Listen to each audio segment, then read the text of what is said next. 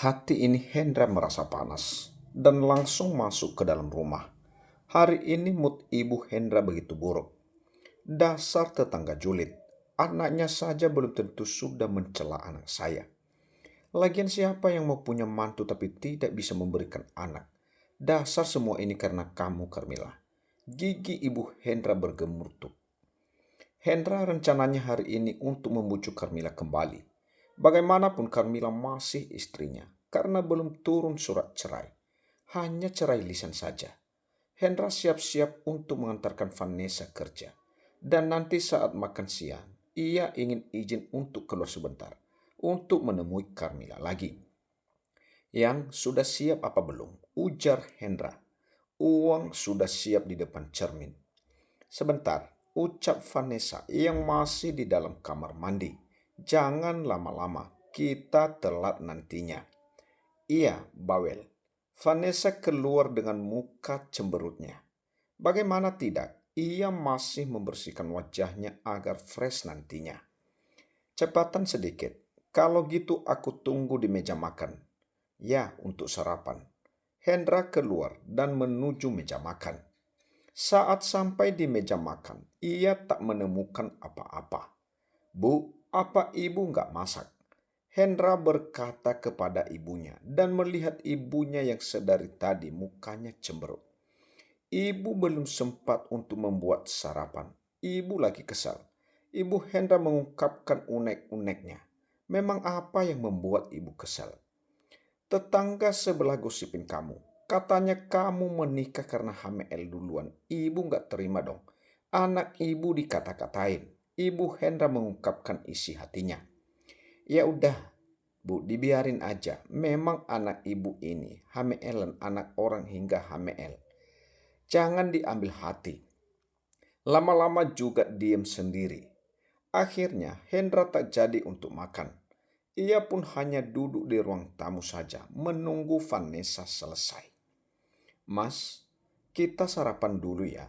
Vanessa yang baru keluar dari dalam. Sarapan di kantor saja. Ibu belum masak. Ucap Hendra yang hendak berdiri. Iya nak, maafin ibu ya, belum sempat masak tadi. Ibu Hendra menghampiri Vanessa. Gak apa-apa bu kalau gitu.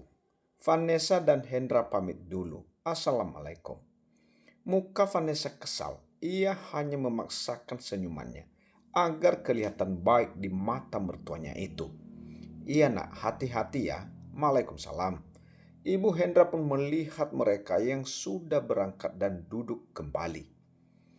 Aku nggak jadi masakan gara-gara mereka. Awas saja, akan aku balas mereka. Enak aja ngatain anak aku begitu. Memang dasarnya Carmilla saja yang tidak bisa memberikan keturunan untuk anakku. Gumam ibu Hendra. Di perjalanan Hendra dan Vanessa sama-sama terdiam. Vanessa yang sibuk dengan ponselnya dan Hendra yang sibuk menyetir. Ia menoleh ke arah Vanessa yang sedari tadi sibuk dengan ponselnya saja. Kamu lagi apa sih yang? Kok kelihatannya asik banget? Hendra mulai bertanya. Oh, ini chat sama teman kantor mas. Nanti malam ada acara kumpul bareng. Bohong Vanessa. Sebenarnya ia janjian dengan seseorang karena takut ancamannya. Oh, memang mau kemana yang? Ngajakin jalan ke mall, kumpul-kumpul satu divisi. Vanessa berjalan lagi. Boleh ya, aku nanti pulang telat. Karena nggak enak kan nolak ajakan mereka. Baiklah yang, hati-hati. Nanti hubungi mas jika kamu mau pas jemput. Nggak usah mas, lagian temanku bawa mobil. Nanti juga dianterin kan. Dengan gelagapan Vanessa menolak. Baiklah kalau gitu. Setelah sampai di kantor, mereka keluar dan masuk divisinya masing-masing. Di kampung, Carmilla sudah bangun sejak subuh tadi. Ia memasak makanan kesukaan bapaknya. Saat berkutat di dapur, bapak Carmilla datang dari dalam kamar karena mencem harum masakan. Kamu ngapain nak? Pagi-pagi buta ada di dapur, ucap bapak Carmilla yang bernama Pak Mardi itu. Carmilla hanya ingin masak buat bapak. Apa bapak pagi ini ke sawah pak? Tanya Carmilla yang masih sibuk di depan kompor. Iya nak, agar siang dikit. Karena para buruh berangkatnya jam setengah 8 pagi. Ucap Pak Mardi yang duduk di meja makan dekat dapur. Mau Carmila bikinin kopi pak? Tawar Carmila. Boleh nak, ucap Pak Mardi yang memandang Carmila sangat cekatan di dapur. Kamu mirip dengan almarhum ibumu nak. Sangat cekatan dan sangat lembut. Mereka akan menyesal nak, karena mereka sudah menyanyiakan kamu. Bapak harap jika kamu kelak menikah dapat jodoh yang baik, yang bisa menyayangi kamu dan tak pernah berpikir untuk menyakiti kamu lagi. Batin Pak Mardi yang masih melihat putrinya yang berkutat itu. Pak, kopinya silahkan diminum. Carmila menyuguhkan kopi di depan bapaknya. Terima kasih nak. Pak Mardi langsung menyeruput kopi yang dibuatkan oleh anak sematawayangnya itu. Setelah masakan Carmila selesai, Carmila menyajikan di meja makan dan menyuruh bapaknya untuk sarapan. Pak, ayo sarapan dulu, ucap Carmila yang sudah duduk di hadapan Pak Mardi. Mereka sarapan dengan lauk seadanya. Nak, bapak nanti pulangnya agak sorean ya. Pak Mardi memberitahu Carmila. Iya pak, jika kamu bosan, kamu bisa jalan-jalan keliling sini saja. Tapi jangan jauh-jauh. Kayaknya enggak deh pak, Carmila pengen ada di rumah saja, tolaknya. Baiklah, kalau gitu bapak berangkat dulu ya, assalamualaikum. Pak Mardi keluar rumah dan mengucapkan salam.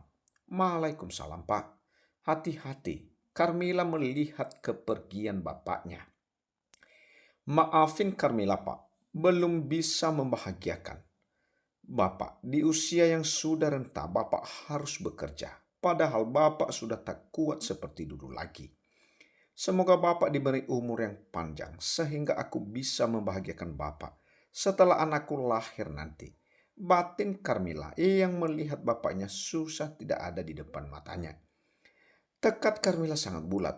Bukan hanya dia seorang dan juga bapaknya yang nanti ia tanggung. Ada malaikat kecil yang nanti menjadi tanggung jawabnya. Ia juga nggak akan memberitahu Hendra. Karena baginya Hendra sudah mati dengan pengkhianatannya. Carmila juga tak ingin memperpanjang urusannya dengan Hendra. Karena ia malas berurusan dengan orang yang munafik dan juga pengkhianat. Memang Carmila masih mencintai Hendra, tapi setelah ia dikhianati, rasa cinta Carmila kepada Hendra mulai terkikis. Waktu makan siang menjelang, Hendra izin kepada atasannya untuk kerja setengah hari dengan beralasan ibunya mau ke rumah sakit. Padahal itu hanya alibinya saja. Ia akan pergi ke rumah Naina untuk berbicara kepada istrinya agar kembali bersamanya lagi. Karena Hendra sangat mencintai Carmila dan bosnya pun mengizinkannya. Sampai di depan rumah Naina, Hendra memarkirkan mobilnya dan turun. Saat di depan rumah Naina, kenapa rumah Naina terasa sepi sekali? Hendra mengetuk pintu, hingga setengah jam tak ada jawaban. Apa Carmila sudah tak ada di rumah ini ya? Kok sepi? Kemana penghuni rumah ini? Hendra bertanya-tanya. Hendra masih setia di sana dan tak lama tetangga Naina yang lewat depan rumah Naina pun berkata, "Mau cari siapa, Mas?" "Naina ya?" Ibu itu pun mendekat. "Iya, Bu."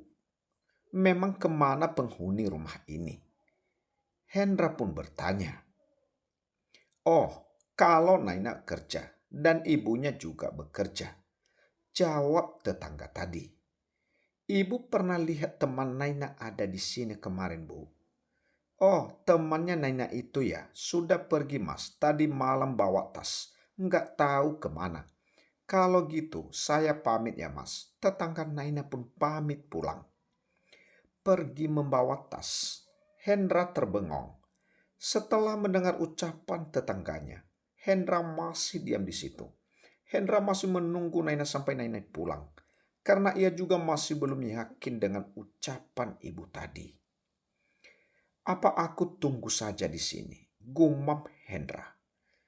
Dan tak lama Naina pulang awal karena ia sudah ada janji dengan pengacara temannya yang akan mengurus surat cerai Carmila. "Kenapa kamu ada di sini?" Naina basa-basi dan merasa jengkel saat tahu Hendra ada di depan rumahnya. Iya, Nai. Apa benar Carmila sudah tidak ada di sini? Tanya Hendra. Menurut kamu bagaimana? Apa ada Carmila keluar dari tadi? Tidak kan? Jadi aku harap kamu jangan mempersulit jalanku. Aku mau masuk. Naina berusaha menyingkirkan Hendra yang menghalangi jalannya. Sebentar saja, Nai. Aku hanya ingin tanya kepadamu itu saja. Apa boleh aku bertemu Carmila? Hendra menghentikan Naina yang hendak masuk. Minggir. Aku gak ada urusan sama kamu. Dengan tatapan sinisnya Naina masuk dan menutup pintu dengan kencang. Brak. Hendra sampai terlonjak kaget. Bagaimana tidak ia begitu kaget saat Naina menutup pintu. Ada apa dengan anak itu? Gumam Hendra yang menyadari sikap Naina kepadanya. Setelah tak menemukan jawaban atas perginya kemana Carmila, Hendra pun pulang. Setelah muka Naina yang tak bersahabat tadi. Di sepanjang jalan, Hendra mengusap wajah kasarnya. Ia begitu kecewa apa yang ia cari, tak menemukan di mana Carmila berada. Mungkin besok aku akan bertemu Carmila. Aku yakin dia masih di rumah Naina. Hanya saja ia tak mau menemui aku, tekad Hendra. Sedangkan sore hari, Vanessa sudah berada di mobil yang sudah ia tumpangi. Dengan seseorang yang selama ini menjalin hubungan dengannya. Sayang, kenapa muka kamu cemberut begitu? Apakah kamu tak senang pergi denganku? Ucap laki-laki tadi yang masih berada di balik kemudi. Bukan begitu. Aku kan sudah menegaskan jangan temui aku lagi. Aku gak mau usaha yang aku bangun sia-sia dan berantakan. Ucap Vanessa memandang jalanan. Sebenarnya aku juga mau bertanggung jawab. Tapi kamu kan tahu aku juga punya istri di rumah. Biasanya kamu setuju kita menjalani hubungan ini tanpa ada yang tahu, ucap Rian. Laki-laki yang bersamanya Vanessa adalah Rian. Laki-laki yang membuat Vanessa menjadi sekarang ini hidup mewah dan tercukupi. Dan bisa melanjutkan pendidikannya hingga ia bisa kerja di kantor yang sama dengan Hendra suaminya seorang. Tapi takut Rian. Aku takut Hendra akan tahu jika bayi ini bukan anaknya. Vanessa kasih takut anak nanti anaknya yang tidak ada hubungannya dengan Hendra. Bukannya aku sudah menawari kamu untuk menjadi istri siriku. Kenapa kamu tidak mau? Aku gak mau karena istrimu selalu menerorku. Bahkan ia juga tak segan-segan untuk menyakitiku, bukan? Jangan khawatir sayang. Walaupun juga tak bersama kamu, akan selalu ada untuk bermanja denganmu. Apa kita langsung ke hotel saja? Rian sudah tahu kegiatannya dengan Vanessa. Iya, tapi aku mau kamu cari hotel yang aman. Aku gak mau istrimu menggerebek aku lagi. Cukup satu kali saja. Vanessa masih ingat istri Rian yang menggerebek dia dan Rian di salah satu hotel di mana ia hanya menggunakan baju dinas saja. Ia dijadikan bahan tontonan oleh istrinya Rian hingga ia putus sementara karena ancaman itu. Hingga ia menjalin kembali hubungannya dengan Rian. Apa yang ia mau selalu Rian penuhi. Dan jangan ditanya urusan ranjang. Rian paling bisa membuat ia melayang ketimbang dengan suaminya sendiri. Setelah menjebak itu, Vanessa yang mendapatkan haknya sebagai istri. Karena itu ia mencari pelampiasan dengan Rian. Sampainya di hotel, mereka masuk dengan memakai masker agar tidak ada yang tahu. Nasib baik berpihak padanya dan kini mereka sedang melakukan pemenasan sebelum ke permainan ETI. Apa kamu menyukainya sayang? Belum Rian, masih belum membuat aku meliang, ucap Vanessa. Baiklah, akan aku buat kamu meliang sekarang. Siapkan dirimu. Mereka melakukan pemenasan dan juga Vanessa yang dibuat meliang oleh Rian pun mesah saat apa yang dilakukan oleh Rian hingga pertemuan itu berulang kali terjadi. Bahkan hingga Vanessa terkulai lemas. Kamu PAS yang Rian yang masih mendaratkan tangannya di area kesukaannya. Kamu sangat peksa, dan aku sangat menyukainya. Bahkan Hendra tak ada tandingannya dibandingkan kamu. Vanessa bersender di Deda, bidang Rian. Apa kamu mau mengulanginya lagi? Cukup hari ini. Dan mana uang yang aku minta? Kamu gak lupakan. Tentu saja, lihat di rekening kamu. Sudah masuk apa yang kamu minta. Rian mentransfer sejumlah uang ke rekening Vanessa yang nominalnya tak tanggung-tanggung. Terima kasih sayang. Makin cinta deh aku sama kamu. Ucap Vanessa mengecup laki-laki yang sudah berumur itu. Setelah mendapatkan apa yang ia mau, Vanessa membersihkan badannya dan kembali pulang dengan wajah yang berbinar karena ia sudah mendapatkan apa yang ia mau. Jika bukan karena aku butuh uang, aku tak ingin melekannya dengan kamu, Rian. Dasar tua bangka. Vanessa melakukan itu hanya kebutuhan X yang tinggi. Dan ia juga butuh uang. Jika suatu saat Hendra tahu aja, tak usah berusaha payah untuk bekerja. Jika aku tak mengandung anakmu, Rian, aku pasti akan mengandung anaknya Hendra yang lebih muda. Bukan tua bangka sepertimu, dan aku tak akan menghalalkan segala cara untuk menjebaknya. L. Vanessa mengumpat karena ia susah masuk ke dalam permainan seorang Rian. Brian hanya alibinya saja. Sebenarnya ia menjalin hubungan dengan Rian yang sudah cukup lama. Hendra mondar-mandir di dalam rumah karena Vanessa yang tak kunjung pulang. Bagaimana keadaannya? Hendra masih memikirkan istrinya itu dan sekarang sudah hampir tengah malam. Dan tak lama Vanessa datang. Ia membuka pintu dan saat pintu terbuka sudah ada Hendra yang menunggunya. Craig, kenapa baru pulang? Kamu lagi hamil, Vanessa. Mas khawatir. Hendra mendekati Vanessa yang baru pulang itu. Maaf mas, tadi teman-teman ngajak ketemuan dulu. Jadi aku ikut aja. Dalam hati Vanessa ketar-ketir. Bagaimana tidak tatapan Hendra seakan mengintimidasi. Baiklah, besok jangan diulang ya. Jika ada apa-apa telepon mas saja. Mas yang akan jemput kamu. Hendra mengajak istrinya untuk istirahat. Selamat, batin Vanessa. Hendra tidak curiga sama sekali.